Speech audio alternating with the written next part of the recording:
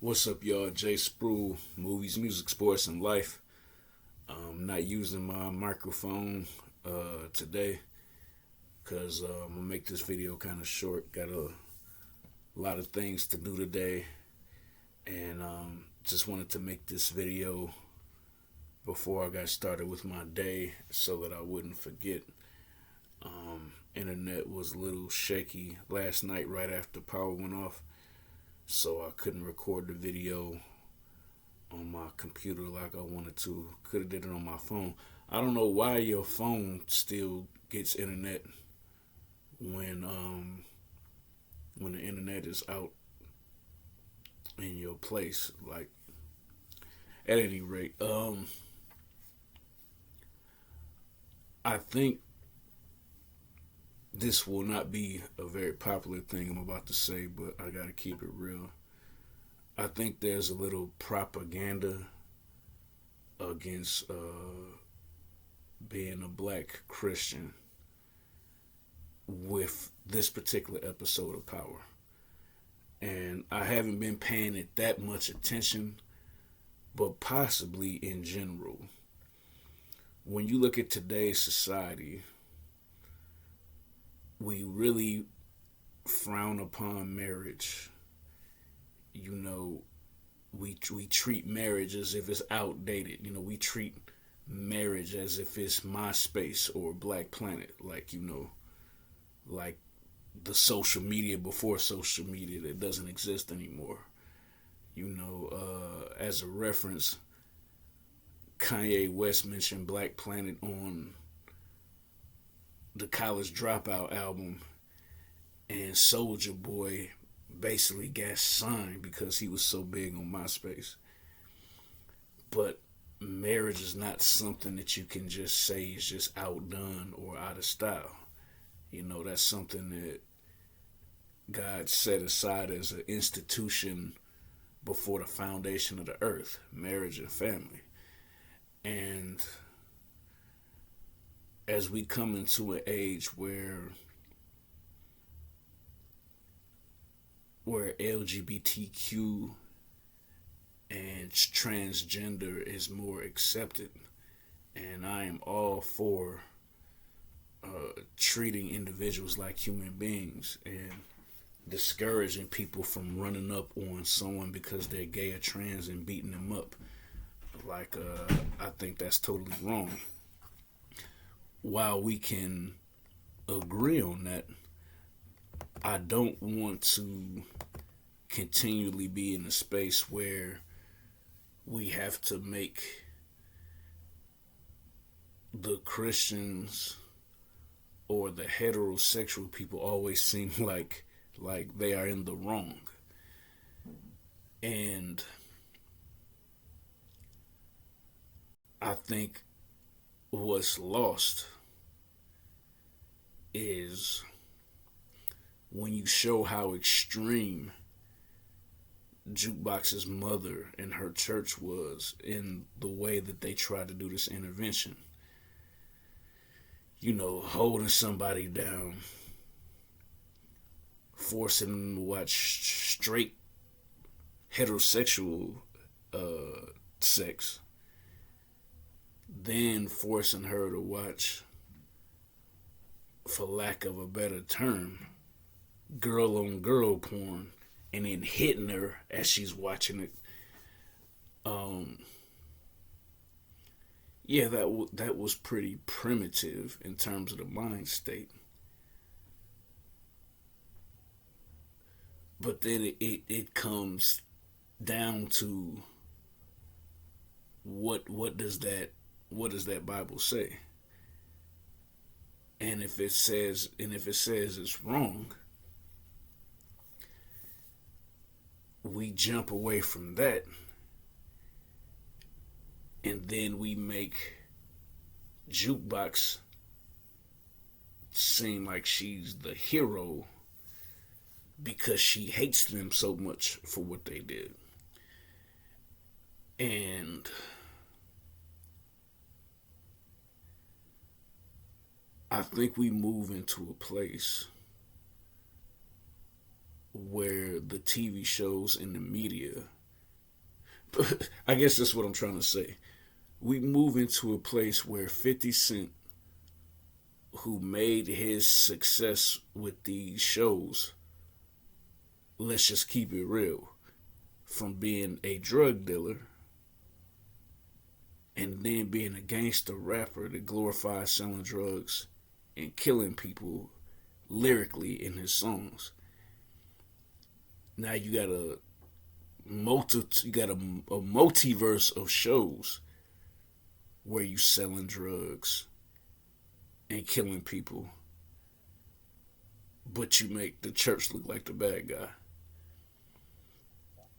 And for young people, I know that a lot of parents let their kids watch Power. Then this becomes basically the norm. It's like you're turning everything upside down. So, what they did to Jukebox is unacceptable. However, I'm very disturbed that you would make the church seem more evil than the Black Mafia family. That's just me. I did like the fact that when Marvin confronted Jukebox's mom,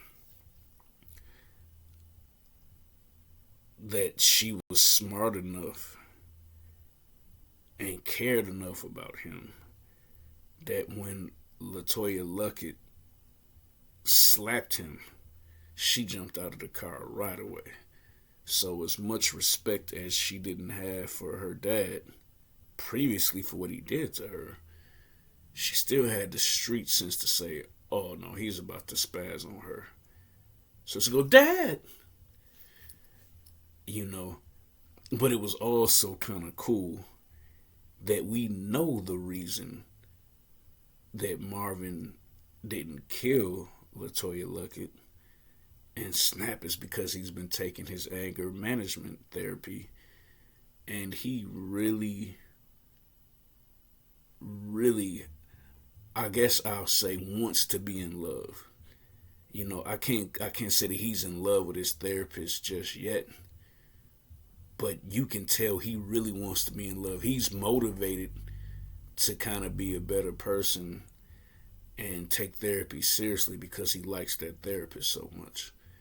And that's a powerful commentary on how love can change people for the positive. And Jukebox even cracked a smile in the car because you could tell she thought it was adorable that her thugged out dad was doing therapy talk with her and apologizing for saying I'll hit you and saying no, that was wrong. Like words hurt, Juke. Like I shouldn't have used that type of slang to say that I'm gonna call you. I'm gonna call you. I'm not gonna hit you. And she was halfway looking confused, but she couldn't hide her smile because, like I said, she genuinely thought it was adorable that thugged out daddy is trying to be a better person. And the other part of the episode that's very deep is Kanan really came at Raquel very hard. And I'm not gonna pause that. And he came at her neck viciously without really saying a whole lot. Just by the fact that he really didn't ponder or sweat how much he disliked her forbidding him from seeing Palomar again. But it got real dangerous for him because he hinted at the fact, that you mess with somebody older when you were young.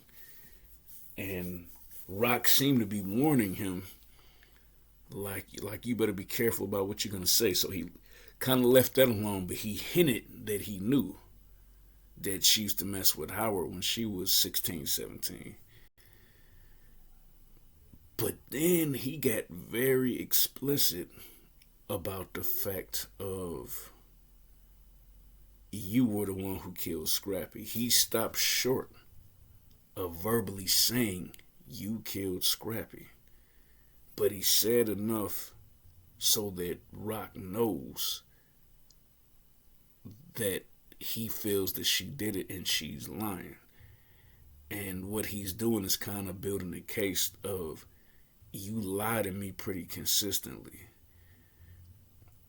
And him rejecting the offer to stay in this beautiful suburb, in this house, this is what we work for.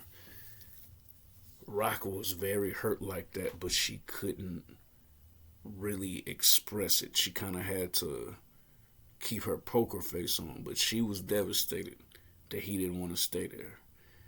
And you about to see two people really become a monster. Juke is going to become a monster because of the way the church held her down and beat her hands. And Kanan is going to become a monster when he really realizes and feels that Rock is his opposition as opposed to his ally.